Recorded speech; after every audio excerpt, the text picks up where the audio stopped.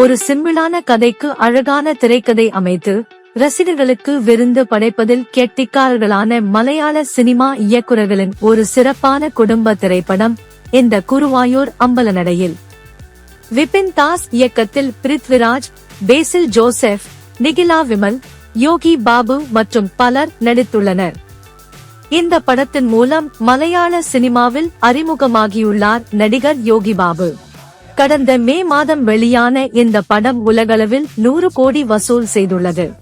தற்போது இந்த படம் தமிழ், மலையாளம், தெலுங்கு, இந்தி மற்றும் கன்னடம் என அனைத்து இந்திய மொழிகளிலும் டிஸ்னி பிளஸ் ஹாட் ஸ்டாரில் வெளியாகியுள்ளது. தற்போது இந்த படத்தில் கதையை பற்றி பார்ப்போம்.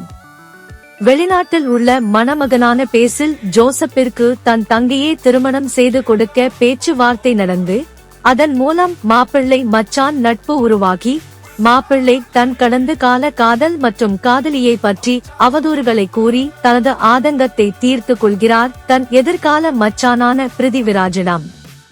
நிச்சயித்த பெண்ணை விட தன் மச்சானுடன் அதிகமாக பேசுவதன் மூலம் இருவருக்கும் நெருக்கம் உண்டாகி இவர் அவரை பற்றி பெருமை பேச அவர் இவரை பற்றி பெருமை பேச என்று நாட்கள் நகர்கிறது. இந்நிலையில் பிருதிவிராஜ் தனது மனைவி பார்வதியை பிரிந்து வாழ்வதை அறிந்த பேசில் ஜோசப் பிருத்திராஜை சமாதானப்படுத்தி அவருடைய மனைவியுடன் சேர்ந்து தன்னுடைய திருமணத்திற்கு வந்து ஆசிர்வதிக்க வேண்டும் என்று அன்பு கட்டளை இடுகிறார். வருங்கால மச்சானுக்காக பிரிந்து வாழும் தன் மனைவியை சமாதானப்படுத்தி தன் வீட்டுக்கு அழைத்து வருகிறார் பிருதிவிராஜ். இந்நிலையில் திருமணத்திற்காக வெளிநாட்டில் இருந்து வரும் பேசில் ஜோசப் தன் மச்சானுக்காக ஐபோனும் அவரது மனைவிக்கு புடவையும் வாங்கி வருகிறார்.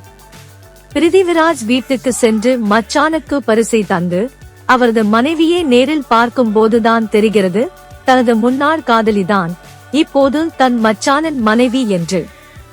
அதன் பின்னர் இந்த கல்யாண சம்பந்தம் என்ன ஆனது? பேசில் ஜோசப் தன் திருமணத்தை செய்கிறாரா இல்லையா? மச்சானிடம் இந்த விஷயத்தை சொல்கிறாரா? தான் திருமணம் செய்ய போகும் பிருதிவிராஜின் தங்கையிடம் என்ன சொன்னார்? பார்வதி தன் கணவர் பிருதிவிராஜிடம் இந்த உண்மையை சொன்னாரா? போன்ற பல கேள்விகளுக்கு மிகவும் நகைச்சுவையோடு பதில் சொல்லியிருக்கும் இந்த படத்தை கண்டிப்பாக அனைவரும் பார்க்கலாம்.